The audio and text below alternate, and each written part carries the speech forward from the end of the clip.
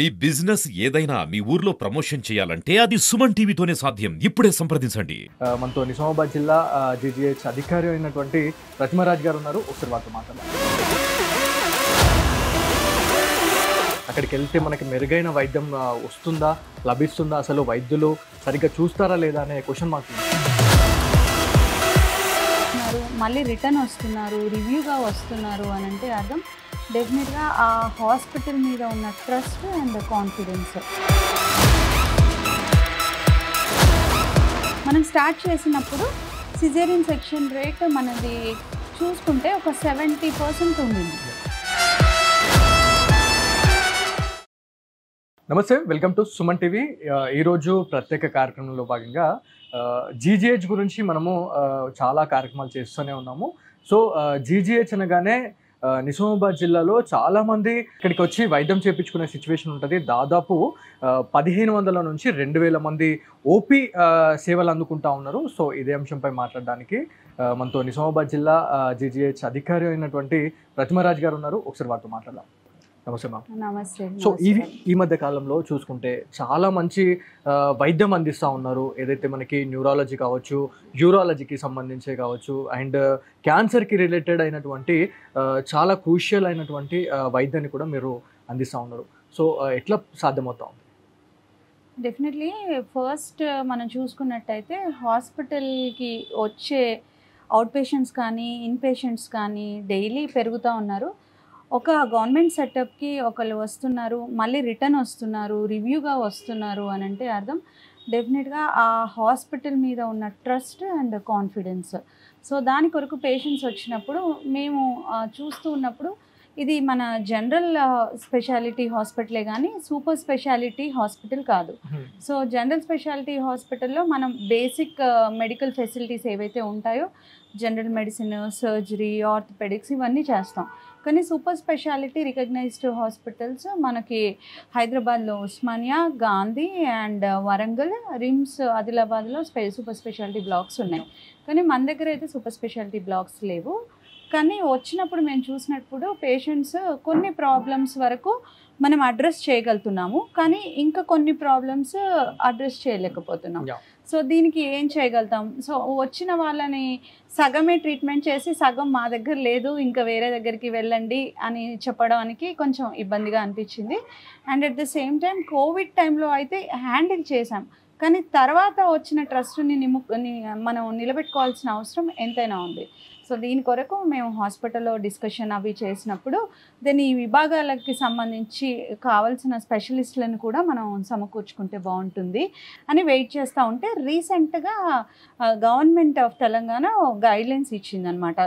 మనం ప్రెస్ నోటిఫికేషన్కి వెళ్ళి కావాల్సిన స్పెషలిస్టులని ఆ విభాగాల్లో తీసుకోవచ్చు అని చెప్పి ఫైనాన్షియల్ కంకరెన్స్ కూడా ఇచ్చిన తర్వాత దెన్ త్రూ ప్రెస్ నోటిఫికేషన్ జిల్లా కలెక్టర్ గారి ఆధ్వర్యంలో మనం రిక్రూట్మెంట్ చేసుకోవడం జరిగింది. ఈ మధ్య కాలంలో చాలా మందికి ఒకప్పుడు ప్రభుత్వ ఆసుపత్రి అనగానే ఒక డౌట్ ఫుల్ క్వశ్చన్స్ అనేవి చాలా వస్తుండే, ఒక క్వశ్చన్ మార్క్స్ అనేవి చాలా వస్తుండే. అక్కడికి వెళ్తే మనకి మెరుగైన వైద్యం వస్తుందా, లభిస్తుందా, అసలు వైద్యులు సరిగ్గా చూస్తారా లేదా అనే క్వశ్చన్ మార్క్ ఉంటుండే. కాకపోతే ఇప్పుడున్న సిచ్యువేషన్లో ఈ తెలంగాణలోనే మనకి నిజామాబాద్, అదేవిధంగా మహారాష్ట్రకు చాలా దగ్గరలో ఉన్న ఏరియాస్ ఇవన్నీ. సో మహారాష్ట్ర నుంచి కూడా జీజీహెచ్కి నిజామాబాద్కి వచ్చి చాలామంది పేషెంట్స్ అయితే అక్కడ చూయించుకుంటూ ఉంటారు. సో అక్కడికి వచ్చిన వాళ్ళు కార్పొరేట్ హాస్పిటల్లో ఉన్నటువంటి వైద్యాన్ని ఇక్కడ మీరు అందిస్తూ ఉన్నారు. వాళ్ళ నుంచి ఎట్లాంటి ఫీడ్బ్యాక్ వస్తుంది? ఫీడ్బ్యాక్ చాలా బాగుంది. మన ఫీడ్బ్యాక్ ఏంటిదంటే పేషెంట్స్ నంబర్ తగ్గిపోతూ ఉంటే మన సర్వీసెస్ బాగాలేవని అర్థం. పేషెంట్ కౌంట్స్ ఏదైతే ఉన్నాయో ఆ నెంబర్స్ ఇంక్రీజ్ అవుతుంటే దెన్ వీఆర్ డూయింగ్ గుడ్ అని ఉంది. ఎందుకంటే మీకు తెలుసు ప్రైవేట్ హాస్పిటల్స్ కానీ ఏదైనా ఒక బిజినెస్ ఉన్నప్పుడు ప్రతి దగ్గర ఒక మార్కెటింగ్ అని ఉంటుంది. కానీ గవర్నమెంట్ హాస్పిటల్స్కి మార్కెటింగ్ ఏముంటుంది? ఎక్కడ మార్కెటింగ్ ఎజెండాస్ కానీ లేకపోతే పెద్ద పెద్ద హోల్డర్స్ పెట్టడం, టీవీలో యాడ్స్ రావడం ఇట్లాంటివి ఏమీ ఉండవు. ఇప్పుడు మీరు చూసినట్టయితే సో కాల్డ్ బిగ్ రన్నింగ్ హాస్పిటల్స్లో కూడా వాళ్ళ ఓపీస్ పర్ డే ఒక 200 మ్యాక్సిమం 500 ఉంటుంది, అంతకంటే ఉండదు. దానికి మనం 4-5 టైమ్స్ క్యాటర్ చేస్తున్నాం అంటే మనకి పబ్లిసిటీ ఎవరు? మన పబ్లిసిటీ చేసేది మన పేషెంట్సే. సో సర్వీస్ అనేది చాలా మంచిగా ఉంది కాబట్టి ఇంత పెరుగుతుంది. అంటే దాదాపు మ్యామ్ మేము ఎప్పుడు వచ్చి విజిట్ చేసినా కూడా 1500 నుంచి 2000 మంది 2000 పైచిలకు వైద్యం కోసం వచ్చే వాళ్ళు కూడా మేము అక్కడక్కడ చూస్తూనే ఉన్నాము. సో అదే మరి మనకున్న పేషెంట్సే బాగుంది, బాగానే చూస్తున్నారు, మందులన్నీ ఇస్తున్నారు, ట్రీట్మెంట్ బాగానే చేస్తున్నారు, సో వెళ్ళొచ్చు అని mouth publicity. So 1-to-1 mouth publicity. And for example నేను మీ ఛానల్ని కోట్ చేయగలుగుతా, సుమన్ టీవీ అని టీవీలో ఏమి రాదు, బట్ ఎట్లా పీపుల్లోకి వెళ్ళిపోయింది, జనాల్లోకి వెళ్ళిపోయింది. ఎట్లా వెళ్ళిపోయింది? బై మౌత్ టాక్ వెళ్ళిపోయింది. జెన్యూన్ న్యూస్ ఉంటుంది, ఇంట్రెస్టింగ్ స్టోరీస్ ఉంటాయి, అండ్ ఇన్స్పైరింగ్గా ఉంటుంది. అట్లా టాక్ వెళ్ళబోబట్టి మీకు కూడా వ్యూవర్షిప్ ఇంత బాగా వచ్చింది. ద సేమ్ వే మేము కూడా ఏం పబ్లిసిటీ చేయట్లేదు, కానీ మౌత్ టాక్ స్ప్రెడ్ అయ్యి చాలా మంది పేషెంట్స్ రావడం, వాళ్ళకి ఇంకా సాటిస్ఫై చేయడానికి రోజు రోజు సర్వీసెస్ని పెంచుకుంటూ పోతున్నాం. అంటే ఈ మిషనరీ గురించి మాట్లాడుకుంటే ఎట్లాంటి సపోర్ట్ వస్తుంది స్టేట్ గవర్నమెంట్ నుంచి మీకు? డెఫినెట్గా మనం ప్రతి ఒక సర్వీస్ పెంచుకోవాలి అనుకుంటే మనకి దానికి కావాల్సిన ఎక్విప్మెంట్స్, దానికి కావాల్సిన ఇన్స్ట్రుమెంట్స్ అనేవి మనకి అవసరం పడతాయి. అవి అవసరం పడినప్పుడు మనం ఏం చేస్తామంటే ఫస్ట్ మనం రాస్తాం, గవర్నమెంట్కి రాస్తాం. దెన్ మనకి గవర్నమెంట్ అంటే జిల్లాకి అధికారి మన కలెక్టర్ గారు ఉంటారు. సో మనం ఏమన్నా చేయాలంటే త్రూ కలెక్టర్ మనం సార్కి ఇన్ఫర్మేషన్ ఇచ్చి సార్ పర్మిషన్ తీసుకొని అండ్ సార్ ద్వారా చేస్తాం. అండ్ ప్రాపర్గా మనకి అడ్మినిస్ట్రేటివ్ సపోర్టు, గవర్నమెంట్ సెటప్ ఉన్నప్పుడు, సపోర్ట్ ఉన్నప్పుడు ఇట్లాంటివి జరుగుతాయి. సో మనకి ఏదో ఇన్స్ట్రుమెంట్ కావాలి, మనకి ఎక్విప్మెంట్ కావాలి, అవి లేనిదే మనం సర్వీస్ చేయలేం కదా. సో వాళ్ళని మనం అడిగినప్పుడు సార్ వాళ్ళు చాలా పాజిటివ్గా, గవర్నమెంట్ కూడా చాలా పాజిటివ్గా ఇవి తీసుకోండి అని ఇవ్వడం. సో అవి మనము ఏర్పాటు చేసుకున్న తర్వాత దెన్ మనకున్న అవైలబుల్ స్టాఫ్తో ప్లాన్ చేసుకోవడం. అండ్ నేను ఇందాక అన్నట్టు డాక్టర్స్ని రిక్రూట్ చేసుకున్నాం. మీరు అన్న ఫీల్డ్స్లో ఏవైతే సూపర్ స్పెషాలిటీ సర్వీసెస్ స్టార్ట్ చేసామో ఆ ఫీల్డ్స్లో, ఆ డిపార్ట్మెంట్స్లో మనం కొంతమంది డాక్టర్స్ని రిక్రూట్ చేసుకున్నాం, స్పెషలిస్ట్లని. సో ఫైనలీ మాట్లాడుకుంటే క్యాన్సర్ అనగానే చాలామంది ప్యానిక్ అయిపోతూ ఉంటారు. మన లైఫ్ ఇంతే, మనకు తలరాతలో ఇంతే రాసి పెట్టుంది అని చెప్పేసి ఒక అపోహ అనేది పబ్లిక్లోకి చాలా వచ్చేసింది. కాకపోతే ఒక కార్పొరేట్ హాస్పిటల్లో అందించే వైద్యాన్ని మీరు ఒక ప్రభుత్వ ఆసుపత్రిలో అందిస్తూ ఉన్నారు. అక్కడ మెడిసిన్స్ కావచ్చు, ఇట్లాంటి రకాలైనటువంటి సేవలు మీరు అందిస్తూ ఉన్నారు. వాళ్ళ నుంచి ఎట్లాంటి స్పందన వస్తుంది? డెఫినెట్గా అండి, క్యాన్సర్లో మనకి మీ అందరికీ తెలిసిన విషయమే 1, 2, 3, 4 స్టేజెస్ ఉంటాయి.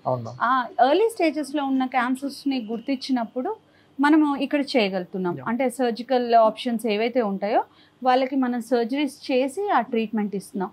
కానీ అదే లేట్ స్టేజెస్లో ఉన్న వాళ్ళకి మనం ఇంకా సర్వీసెస్ స్టార్ట్ చేయలేదు. ఎందుకు అనంటే దానికి మనకి రేడియోథెరపీ అండ్ కీమోథెరపీ సపోర్ట్ అవసరం. ఈ 2 సపోర్ట్స్ మన దగ్గర లేదు. ఎంఎన్జే క్యాన్సర్ హాస్పిటల్లో ఉంది కాబట్టి ఫస్ట్ ఇనిషియల్ ట్రీట్మెంట్స్ ఏవైతే ఉంటాయో, ఫర్ ఎగ్జాంపుల్ ఎక్కడైనా ఒక లంప్ వచ్చింది, ఒక గడ్డ వచ్చింది, అది క్యాన్సర్గా మనం బయోప్సీ చేస్తాం, ప్రూవ్ అయింది, దాని సర్జరీ ఇక్కడ చేస్తున్నాం. చేసి then follow up further treatment కోసం మనం హైదరాబాద్ పంపిస్తున్నాం. సో చాలా మందికి ఉన్న డౌట్ ఏంటంటే జీజీహెచ్లో ఇప్పుడు న్యూరోకి సంబంధించిన కేసెస్కి సంబంధించి మాట్లాడుకుంటే మీరు గతంలో చాలా చేశారు. కాకపోతే అక్కడ స్టాఫ్ ఎంతమంది ఉంటారు మేము? ఒక న్యూరోకి సంబంధించిన కేసుని ఎంతమంది హ్యాండిల్ చేసే ఇది ఉంటుంది? దాంట్లో మనకి న్యూరో సర్జరీ విభాగం తీసుకున్నట్టయితే మనకి 2 స్పెషలిస్ట్ హ్యాండ్స్ ఉన్నారు, 2 డాక్టర్స్ ఉన్నారు.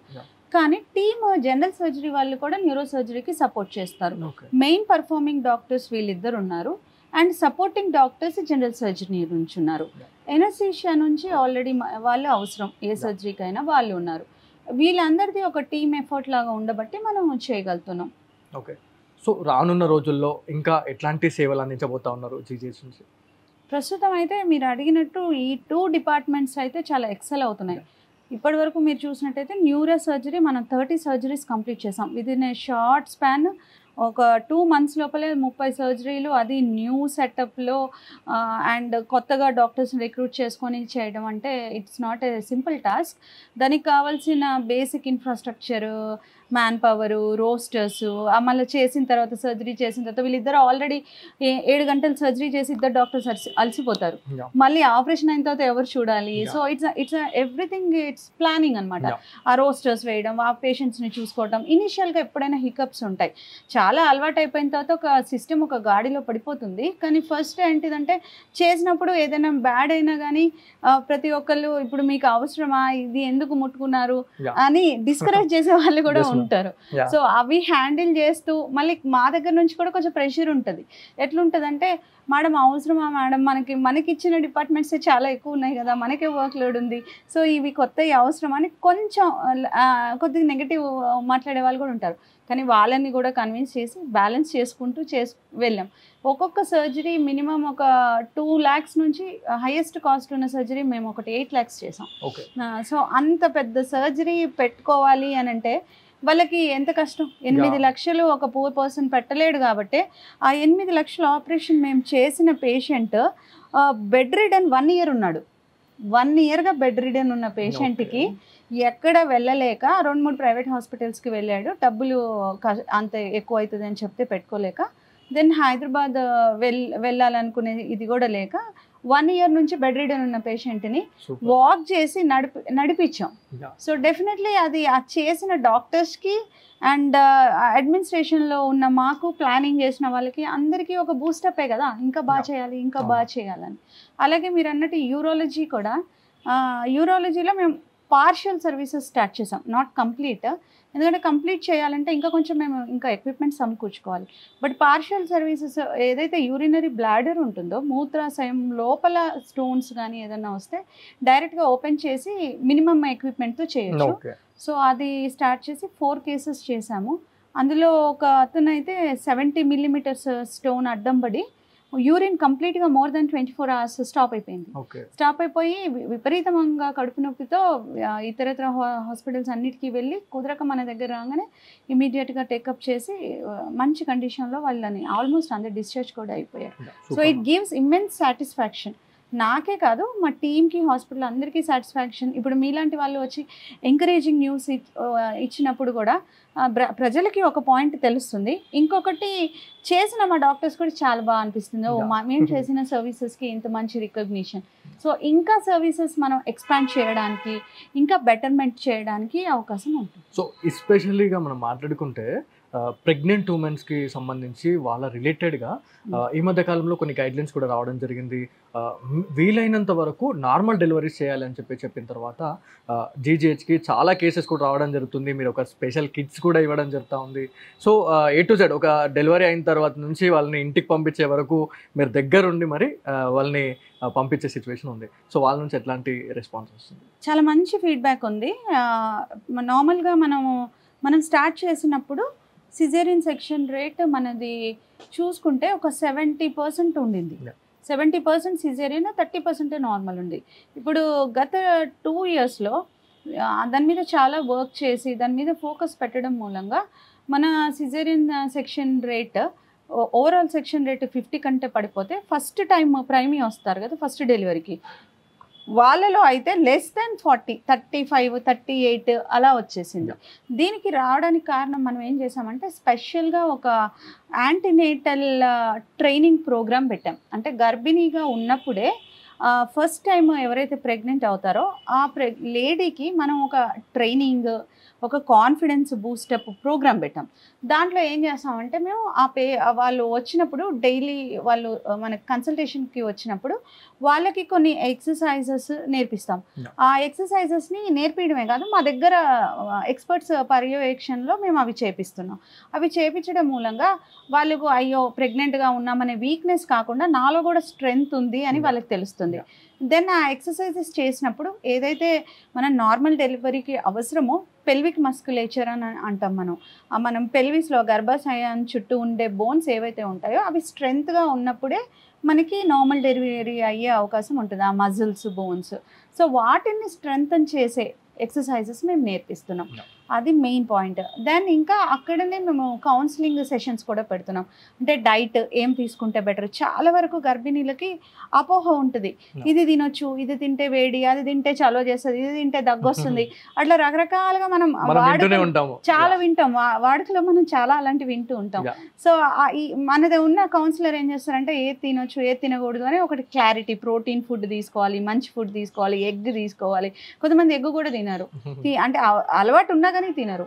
అట్లాంటి వాళ్ళకి మనం డైట్ చెప్పడం, అక్కడనే ఒక సైకియాట్రిస్ట్ని కూడా ఏర్పాటు చేసినాము.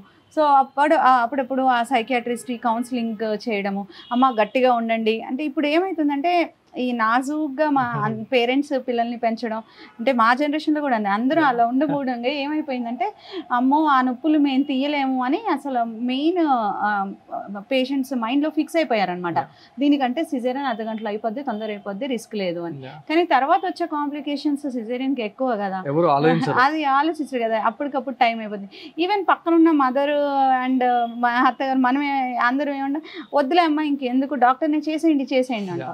అట్లా కాకుండా ఆ వచ్చిన అటెండర్స్కి అండ్ మళ్ళీ ఆ పేషెంట్స్కి కూడా అమ్మ దీనికి ఇలాంటి కష్టాలు వస్తాయి, దానికంటే ఇది బెటర్, సో మీరు ముందు వచ్చే కష్టాల కంటే ఇది బెటర్ కాబట్టి కొంచెం సహకరించండి, మా దగ్గర ఇట్లా చాలామందికి నార్మల్ అయ్యింది అని అలా వాళ్ళని కన్విన్స్ చేస్తూ ముందుకు వెళ్తా ఉన్నాం. సో దీన్ని బట్టి ఆ పేషెంట్స్ చాలా హ్యాపీగా ఉన్నారు. ఒకరోజు ఎప్పుడైనా అక్కడ వచ్చే కౌన్సిలర్స్ ఎవరైనా కానీ, ఎక్సర్సైజ్ వచ్చి నేర్పించే ఎక్స్పర్ట్స్ కానీ ఎవరైనా ఆ రోజు రాలేకపోతే వాళ్ళు వచ్చి మరి మేడం ఈరోజు ఎక్సర్సైజ్ లేదా, ఎక్సర్సైజ్ పెట్టించండి, ఇంకెవరినైనా పెట్టించండి. ఆ డాక్టర్ దగ్గరికి వచ్చినా రాకపోయినా ఎవ్రీ వీక్ ఖచ్చితంగా ఎక్సర్సైజ్ కోసం వస్తున్నారు. So it gives definitely positive energy to us. Thank you ma'am, thank you for best information. మనం చూడొచ్చు జీజీహెచ్ గురించి మాట్లాడుకుంటే ఎంత చెప్పుకున్నా తక్కువే. నిజామాబాద్ గురించి మాట్లాడుకుంటే నిజామాబాద్ ఏరియా నుంచే కాకుండా పక్కనే ఉన్న మహారాష్ట్ర నుంచి కూడా ఇక్కడ మెరుగైన వైద్యం లభిస్తుంది అని చెప్పేసి వాళ్ళు నమ్మకంతో ఇక్కడికి వస్తున్నారు, ఇక్కడ వైద్యం తీసుకొని వాళ్ళు హ్యాపీగా వెళ్తున్నారు అని చెప్పేసి నిజామాబాద్ జిల్లా ఏదైతే మనకి సూపరింటెండెంట్ అధికారి ప్రతిమరాజ్ గారు అయితే మనం చెప్పడం జరుగుతుంది. సో ఇది వాళ్ళ స్పెషల్ స్టోరీ. కెమెరా పర్సన్ జగదీష్తో బాలు, సుమన్ టీవీ, నిజామాబాద్.